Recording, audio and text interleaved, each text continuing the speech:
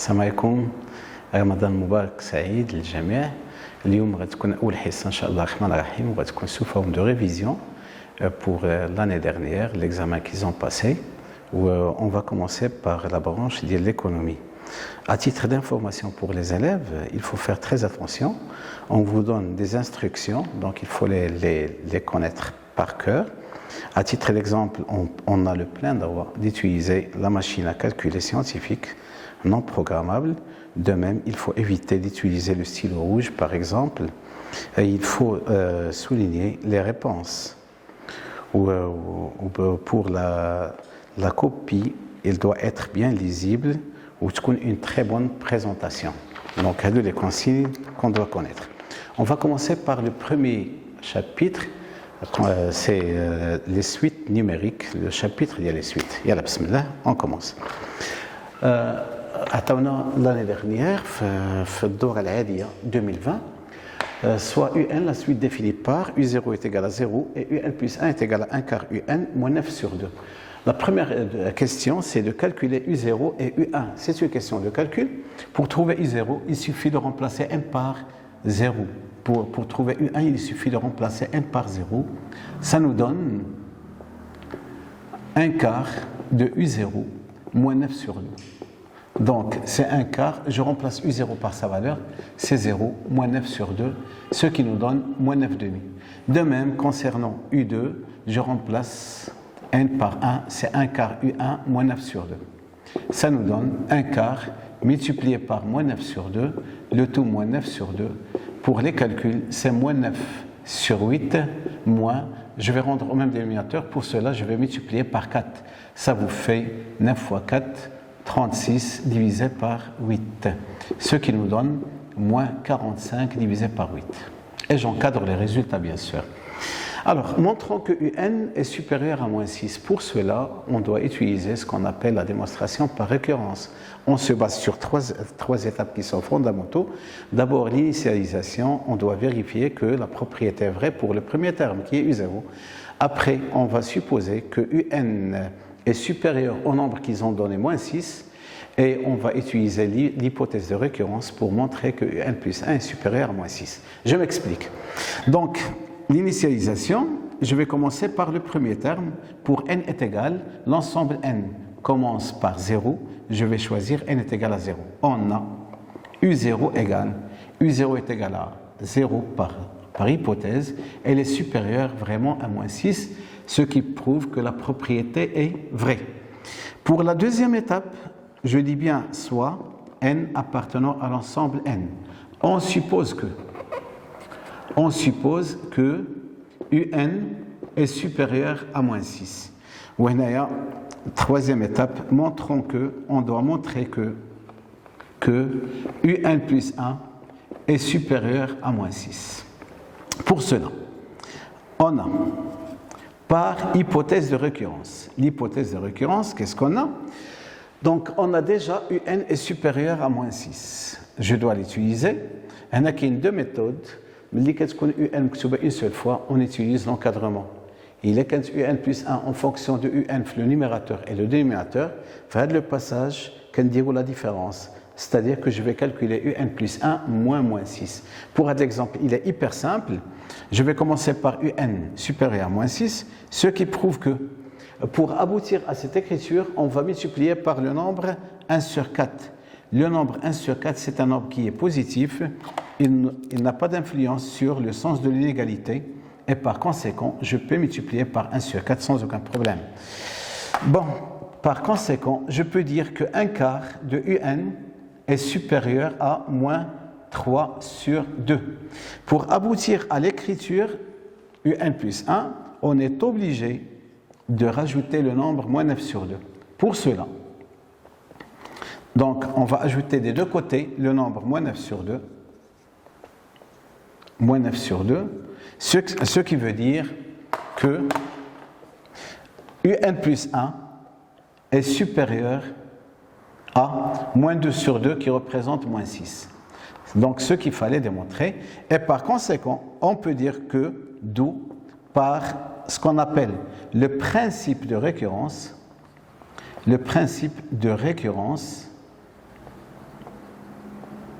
les UN sont tous supérieurs à moins 6 et ceci est valable pour tout n appartenant à l'ensemble n. On récapitule, donc l'initialisation, c'est une petite vérification pour n est égal à 0. On suppose que la propriété est vraie pour le rang n et on démontre qu'elle est vraie pour le rang n plus 1 en se basant sur l'hypothèse de récurrence. On déduit que U de n est une suite qui est décroissante.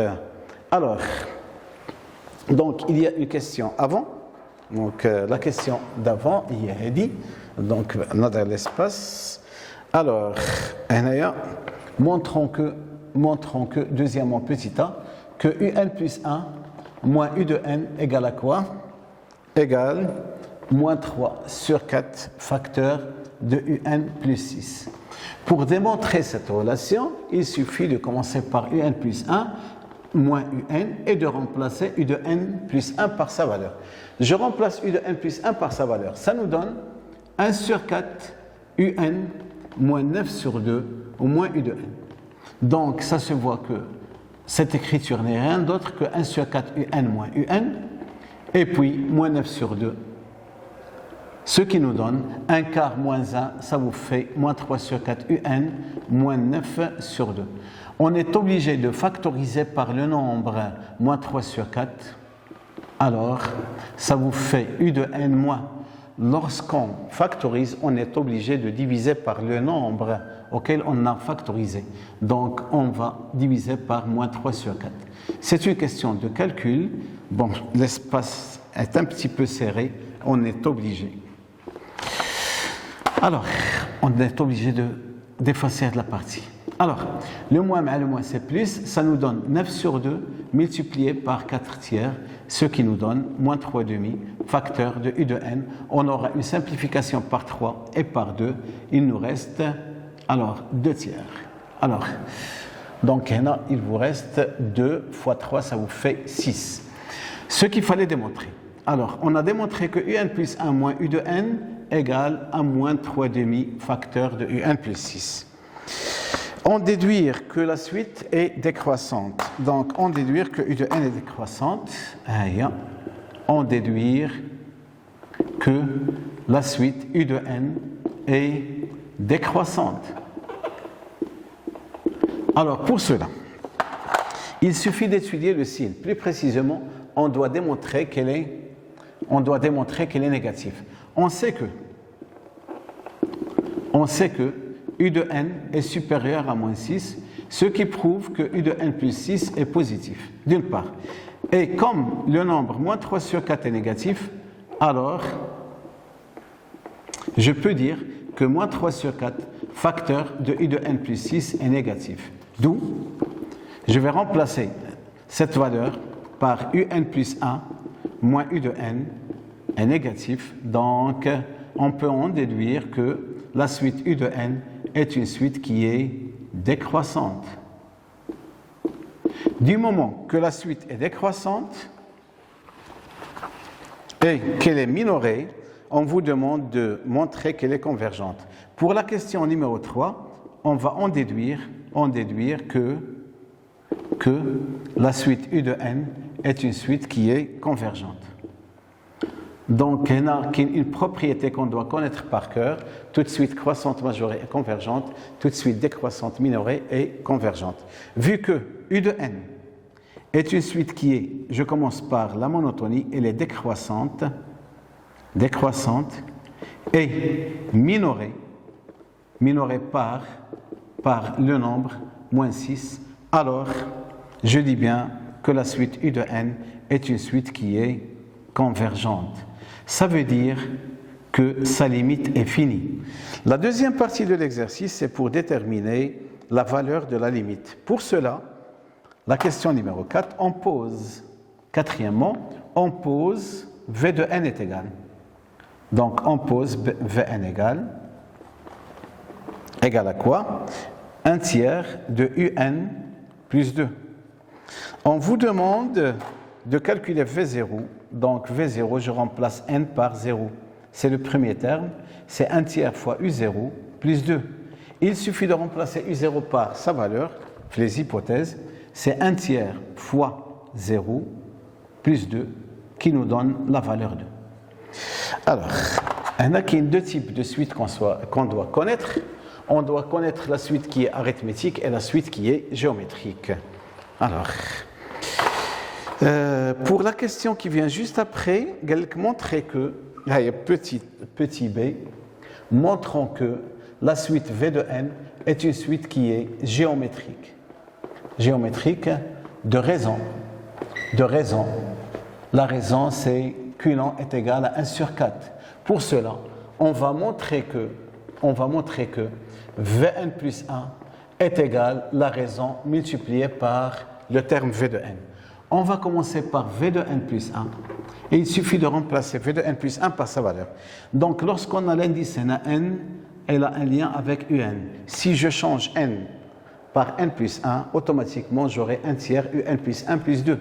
Donc c'est 1 tiers de un plus 1, le tout plus 2. Donc on est obligé de remplacer un plus 1 par sa valeur. Je vais remplacer un plus 1 par sa valeur qui est 1 sur 4 fois u de n moins 9 sur 2. Bon, pour les calculs, 3 fois 4 ça vous fait 12, 1 sur 12 un, et puis moins, j'aurai une simplification par 3, il me reste 3 demi, le tout plus 2, ça nous fait 1 sur 12 un, et puis 4 moins 3 ça vous fait 1 sur 4, 1 sur 2, pardon. On est obligé de factoriser par 1 sur 4 parce que la suite est géométrique de raison Q est égal à 1 sur 4. Si je factorise par 1 sur 4, ça nous donne 1 tiers de u de n plus.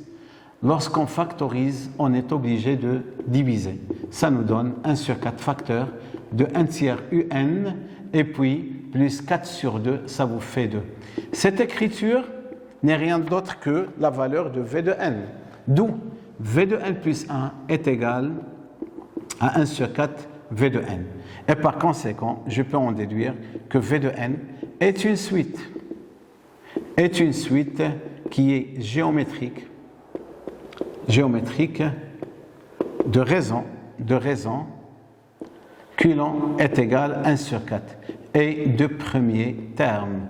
Le premier terme, c'est V0, je dis bien qu'il est égal à 2. Alors, après, donc d'abord, la question qui vient juste après, c'est petit c. On vous demande de calculer V de n en fonction de n. Donc l'élève doit connaître la relation qui est fondamentale, Vn est égal à Vk fois Q à la puissance n-k. Tout dépend du choix. Là, elle va commencer par le premier terme, voie 0. Ça veut dire, voie V0. Ça veut dire, je vais prendre k est égal à 0. J'aurai Vn égale V0 fois Q à la puissance n.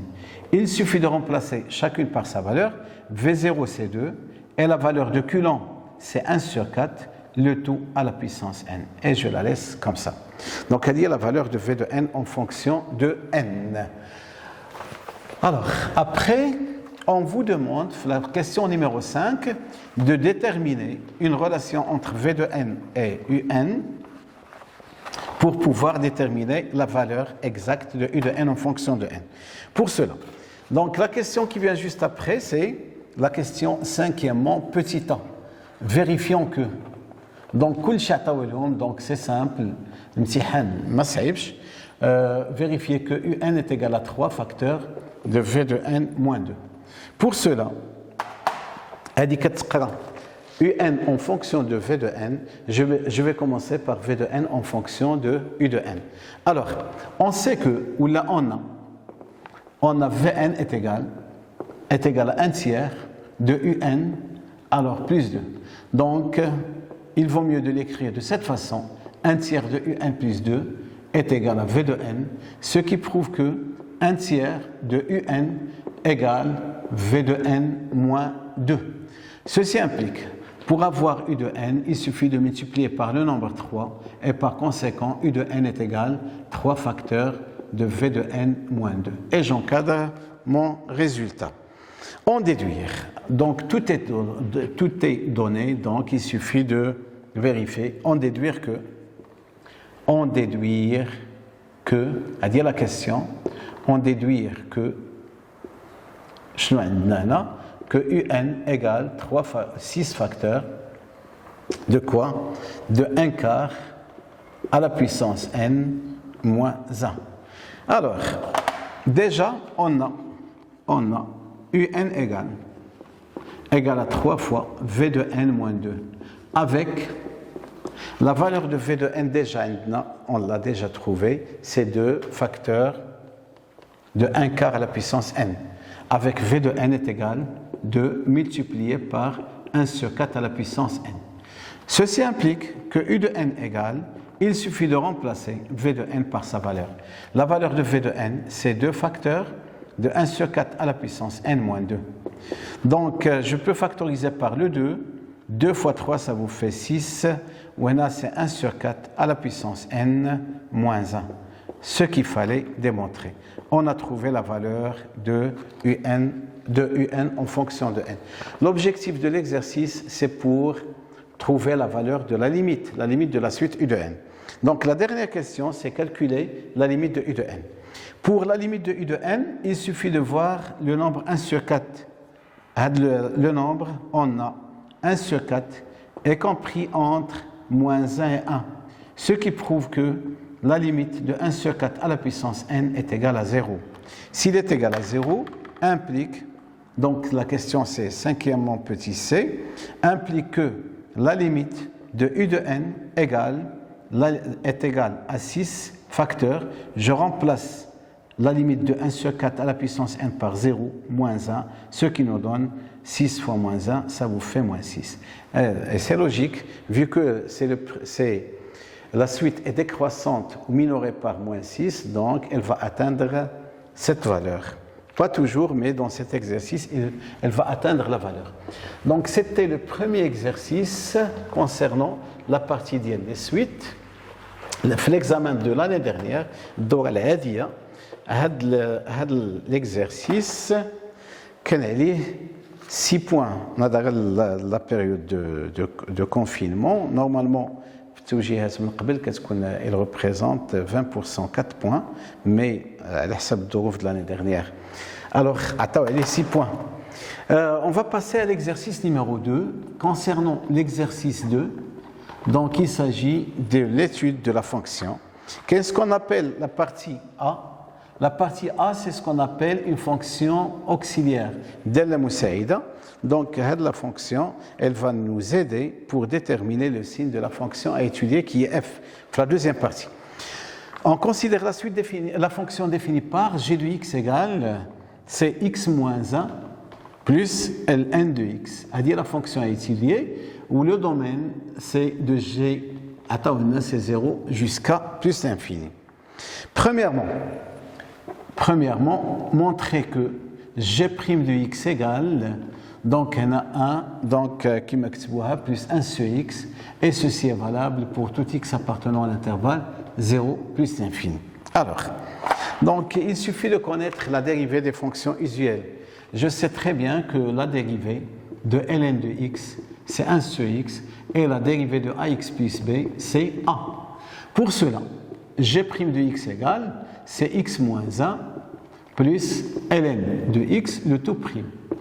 Elle est de la forme ax plus b, sa dérivée c'est a, ça veut dire c'est 1, ou la dérivée de ln de x c'est 1 sur x, où j'ai utilisé la dérivée de la somme, c'est la somme des dérivées. Donc, c'est hyper simple pour la première question, et ceci est valable pour tout x appartenant à l'intervalle 0 plus l'infini. Alors, deuxième question, donner le signe de, donc deuxièmement, le signe de g' de x. Si on veut déterminer le signe de g' de x, il faut faire très attention à l'intervalle où je travaille. On a x appartient à l'intervalle 0 plus l'infini, implique que 1 sur x est positif, ceci implique que 1 plus 1 sur x est positif, et par conséquent, je peux dire que g' de x est positif. Et ceci est valable pour tout x appartenant à l'intervalle 0 plus l'infini. Ça veut dire que la fonction va être une fonction qui est strictement croissante. Alors, pour la question qui vient juste après, on vous demande de calculer G de 1. G de 1, c'est une question de calcul. Et puis, on va donner ce qu'on appelle le tableau de variation. Le tableau de variation de la fonction G. De la fonction G. Alors, l'image de 1, il suffit de remplacer x par 1. Ça nous donne 1 moins 1 plus ln de 1. ln de 1, c'est 0. Donc, on va donner le tableau de variation de la fonction G. On écrit ici toujours x. Et puis G' de x et G de x. Je travaille sur l'intervalle 0 plus l'infini, ce qui prouve que la fonction est strictement croissante. Je vais utiliser deux couleurs avec plus de précision, comme ça, à la partie qui est en rouge, ou je vais garder la deuxième, la partie qui est en noir. Et puis, G de 1, le nombre 1 a pour image 0. Là, on ne demande pas de calculer les limites, ce n'est pas la peine, vu qu'on peut déterminer le signe de G à partir de tableaux de variation. Pour déterminer le signe de G, je vais travailler sur les deux intervalles, sur l'intervalle 0,1 et puis sur l'intervalle 1 plus l'infini. Sur l'intervalle 0,1, ça se voit qu'elle va prendre des valeurs qui sont négatives, parce que la valeur maximale, c'est 0. Sur l'intervalle 1 plus l'infini, elle va prendre des valeurs qui sont positives. Alors, pour déterminer le signe, je vais dire sur l'intervalle 0,1, on a x est inférieur à 1. Et il faut faire très attention, la fonction g est une fonction qui est strictement croissante. Donc, s'il est croissante, le sens de l'inégalité ne change pas. Si on compose avec la fonction g des deux côtés, le sens de l'inégalité ne change pas. Ce qui prouve que g de x est inférieur à 0, et ceci est valable sur l'intervalle 0,1. D'abord, sur l'intervalle 1 plus l'infini, on a x est supérieur à 1, et toujours, ça se voit que la fonction est croissante. G est une fonction qui est croissante sur l'intervalle, donc je peux composer avec la fonction g. Le sens de l'égalité ne va pas changer, donc g de x est supérieur à g de 1, et par conséquent, je peux en déduire que g de x est positif sur l'intervalle 1 plus l'infini. On récapitule sur un petit tableau x, g de x. Donc sur l'intervalle 0,1, je dis bien qu'elle est négative, et sur l'intervalle 1 plus l'infini, ça se voit qu'elle est positive. C'est la partie A. En se basant sur la partie A, je vais étudier la fonction que je vais appeler f. f de x égale à quoi? C'est 1 moins 1 sur x fois ln de x. Et ceci pour x appartenant à l'intervalle 0 plus l'infini. Donc pour la première question, les limites, il faut faire très attention. On vous demande la limite lorsque x tend vers 0, x est supérieur à 0 de f de x. À vrai dire, c'est la limite lorsque x tend vers 0 par abréviation 0 plus de 1 moins 1 sur x fois ln de x. Il faut faire très attention. L'élève doit connaître les limites usuelles. Concernant les limites usuelles, on va utiliser la limite lorsque x tend vers 0 par valeur positive de ln de x.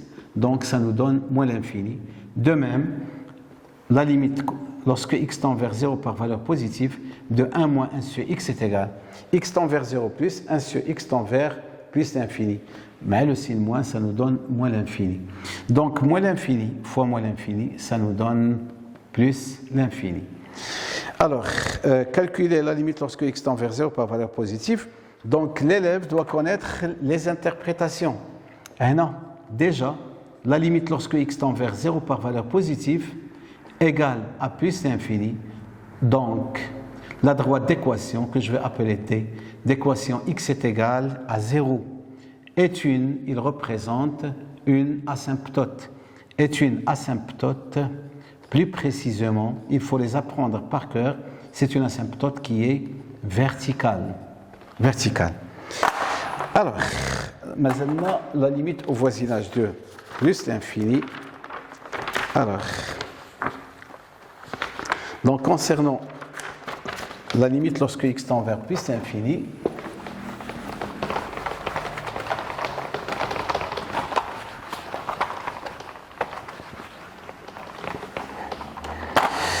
On vous demande la limite lorsque x tend vers plus l'infini de f de x.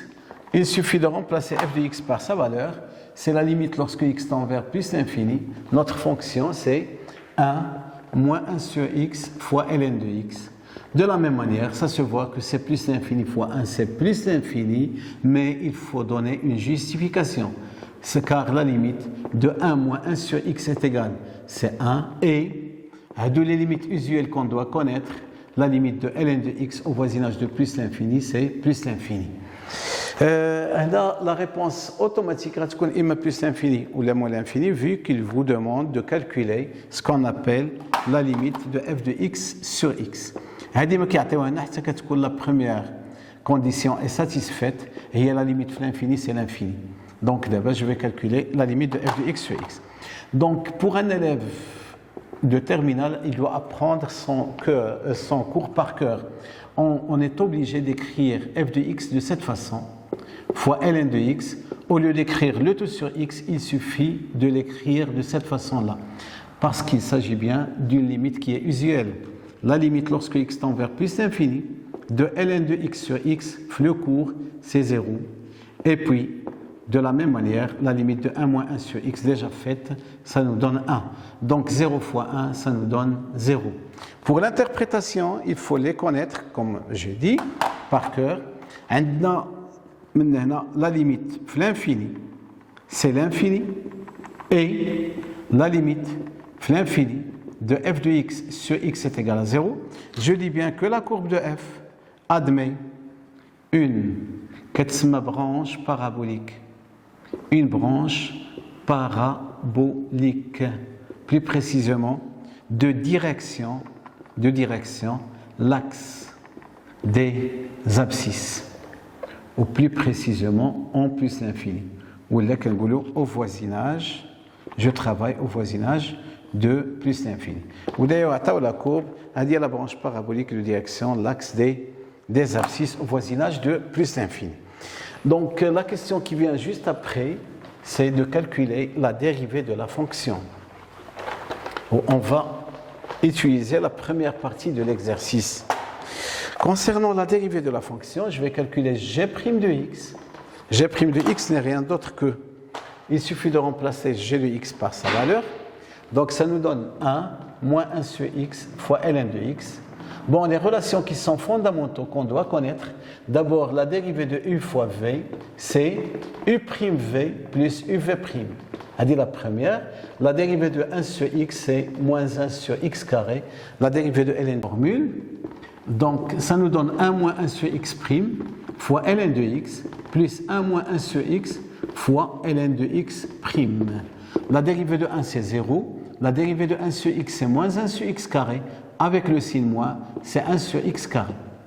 Alors, et puis 1 moins 1 sur x, la dérivée de ln de x n'est rien d'autre que 1 sur x. On vous demande de montrer qu'elle est égale à g de x divisé par x carré. Pour cela, il faut rendre en même dénominateur. C'est ln de x plus, donc je vais rendre en même dénominateur, c'est x, ça va nous donner x moins 1, ou 1 fois 1 sur x. Donc ça nous donne le dénominateur commun c'est x carré, il me reste ln de x plus x moins 1. Cette écriture doit être égale effectivement à, d'après la première partie, elle représente effectivement x moins 1 plus ln de x divisé par x carré, donc elle représente g de x divisé par x carré. Donc juste après, on vous demande bien sûr d'étudier le signe. C'est la question, troisièmement petit b, le signe de f' de x, le signe de f' de x. Alors, si on vous demande d'étudier le signe de f' de x, on a le carré est toujours positif, donc le signe de f' de x est celui de quoi? Est celui de g de x. Et on sait que donc, d'après la première partie, le signe de g de x, donc copier-coller, donc g de x sur l'intervalle 0 plus l'infini, elle s'annule en 1 A négatif ou un A positif. D'où on donne ce qu'on appelle le tableau de variation de la fonction f est donné par Donc c'est un petit tableau récapitulatif, f' de x et puis f de x. Donc je travaille sur l'intervalle 0 plus l'infini. L'image de 1, je vais la chercher, bien sûr, négative, positive, donc la fonction est décroissante et puis croissante. Les limites aux bornes, au voisinage de 0 plus, c'est plus l'infini, et puis au voisinage de plus l'infini, c'est plus l'infini. On vous demande effectivement de trouver l'image de 1. Si je remplace, log de 1, c'est 0, donc ça nous donne 0. Donc l'image de 1, c'est 0. Calculer f de 1. Donc, il nous reste la question 4. OK. Concernant la question 4,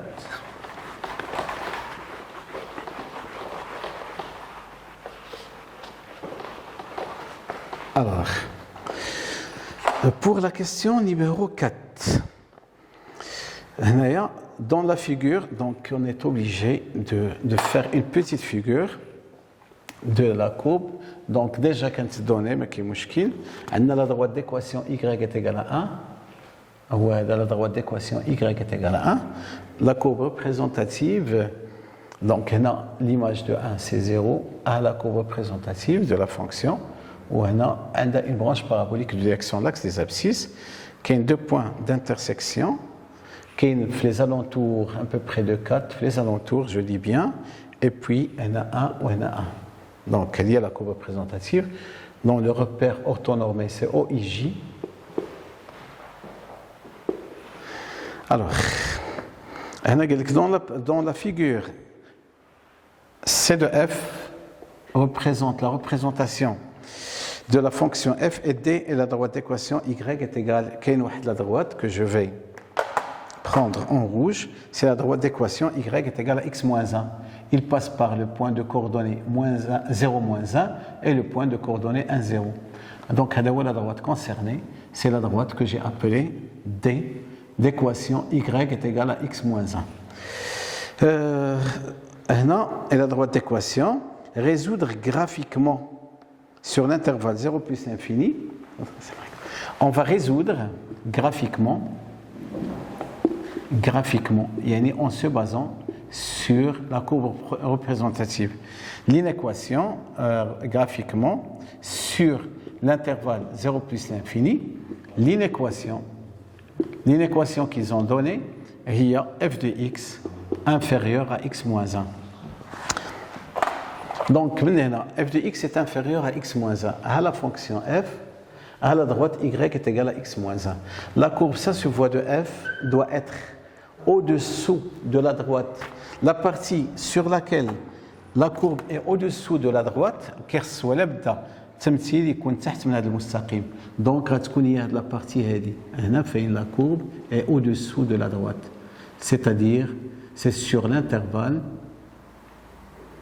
Alors, ça se voit que f de x est inférieur à x moins 1 si et ce mois-ci x appartient à partir du nombre 1, de 1 jusqu'à plus l'infini. Donc, du moment qu'ils ont donné ou égal, ça veut dire que l'intervalle va être fermé et par conséquent, l'ensemble de solutions, c'est l'intervalle 1 plus l'infini. C'est-à-dire graphiquement en se basant sur le graphique. Alors, donc pour la dernière question de cet exercice, c'est quatrièmement, petit b, déterminer graphiquement le nombre. Donc, on a déterminant graphiquement en se basant sur le graphique. Graphiquement, le nombre de solutions de l'équation f de x est égal à 1. Donc f de x est égal à 1, il suffit de déterminer combien de fois la courbe de f va couper la droite y est égale à 1. À la droite y est égale à 1, ou à la courbe en bleu de la fonction f. Ça se voit que la courbe de f coupe la droite en deux points distincts. À le point là ou à le point tsania. On demande le nombre et non pas les solutions. Le nombre, wesh une seule fois, ou la deux fois, ou la trois fois, ou la 0 fois. عندنا هكا نجاوب على قد السؤال. Le nombre de solution de l'équation f de x est égal à 1 et 2. Il y a deux solutions. On ne demande pas de déterminer les solutions. Alors, on va passer au troisième exercice. Pour le troisième exercice, au choix, ou bien les primitives, ou la fonction exponentielle. Donc, par exemple, l'exercice numéro 3, c'est l'exercice 3, soit la fonction h de x égale, attends, une fonction, il y a l'exponentielle de x moins x plus 1. Pour la première question, on vous demande de calculer h' de x, la dérivée. Donc l'élève doit connaître la dérivée de l'exponentielle. C'est lui-même, e de x', c'est e de x. En général, l'exponentielle de u de x', c'est u' de x fois l'exponentielle de u de x. Alors, si on veut calculer la dérivée, donc ça nous donne la dérivée de la première moins la dérivée de la deuxième plus la dérivée de la troisième. La dérivée de e de x c'est elle-même, la dérivée de x déjà faite avant c'est 1, la dérivée de 1 c'est 0. Alors, et puis étudier le signe de h' de x. Donc deuxièmement, le signe de h' de x. Alors, pour étudier le signe, on commence toujours par exemple, par h' de x quand est-ce qu'elle est positive ou là quand est-ce qu'elle est négative. H' positif, ça veut dire que e de x moins 1 est positif. Cela veut dire que l'exponentielle de x est supérieure à 1 et par conséquent, je peux dire que x est supérieur à ln de 1. Ce qui veut dire que x est supérieur à 0. Donc, si on trouve le signe le premier intervalle, on peut en déduire l'autre intervalle, c'est le contraire. X est inférieur à 0. Donc, c'est le signe de h' de x. Et puis, pour la question numéro 3, on vous demande de calculer h de 0. Je remplace x par 0. C'est l'exponentielle, c'est l'exponentielle de 0, moins 0, plus 1. Ça nous donne 1, c'est ça. Donc, plutôt, c'est moins 1, pardon, c'est moins 1, je suis une influence. Donc, c'est 1 moins 1 qui nous donne 0. Alors, calculer h de 0 et dresser le tableau de variation. Concernant le tableau de variation, x, h' de x et puis h de x. Je travaille sur l'intervalle, de moins l'infini jusqu'à plus l'infini. Le signe de h', elle s'annule en 0. Lorsque x est positif, h' est positif ou négatif, ce qui prouve que la fonction est décroissante, et puis il y a une fonction qui est croissante. L'image de 0, c'est 0. Et par conséquent, on peut en déduire le signe. Donc la question numéro 4, c'est le signe de h' de x. Le signe de h de x. Pour le signe, les techniques, il faut les connaître par cœur, qu'il y a 4 cas possibles. Imma h كتكون croissante ou la décroissante ou bien كتكون عندها une valeur minimale ou là une valeur maximale. Pour l'exercice, عطاوهم عندها une valeur minimale. Pour cela, pour déterminer le signe, donc غادي ناخذ sur l'intervalle moins l'infini 0, sur l'intervalle moins l'infini 0, ça se voit que h est décroissante. Et sur l'intervalle 0 plus l'infini, on a h est croissante.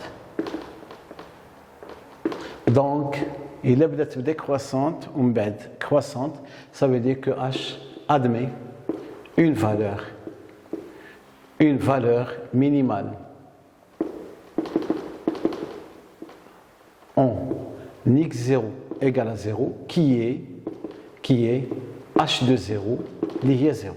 Donc, à la conclusion, h de x est supérieur à la valeur minimale pour tout x appartenant à la réunion des intervalles qui représentent l'ensemble R. Concernant le dernier exercice de cet examen, au choix ou l'exponentielle, donc une toute petite partie des primitives. Donc, pour la première fonction, déterminer la primitive de cette fonction sur l'intervalle 0 plus l'infini. Alors, l'élève doit connaître la primitive de x. Donc, c'est x à la puissance 1, calculé à la puissance 2, et je divise par 2.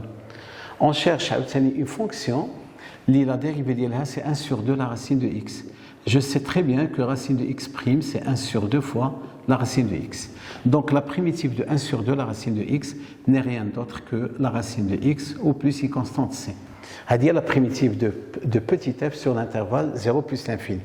Pour la deuxième relation, l'élève doit connaître une autre relation qui est très importante, c'est que la primitive de u' fois u à la puissance n, c'est u à la puissance n plus 1 sur n plus 1 plus une constante c.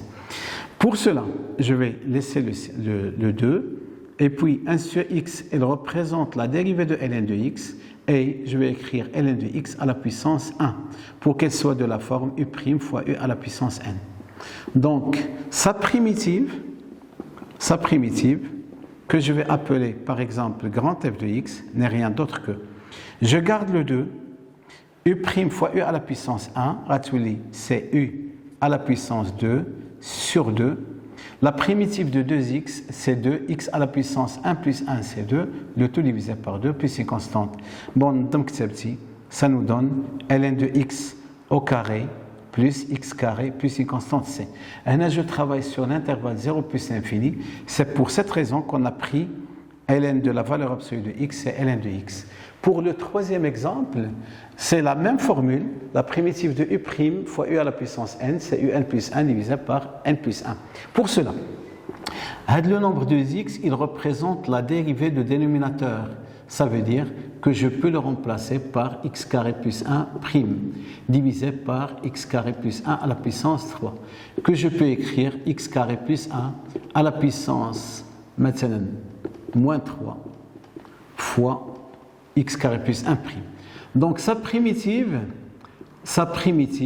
que je vais appeler grand f de x égale, j'applique la même formule, elle est de la forme u' fois u à la puissance n, donc 4 lab 1 degré, c'est x carré plus 1 à la puissance moins 3 plus 1, divisé par moins 3 plus 1, plus une constante c. Ça nous donne, donc là c'est moins 2, ça vous fait moins 1 demi, multiplié par 1 sur x carré plus 1, moins 3 plus 1 c'est moins 2, donc à la puissance 2 ou plus une constante c.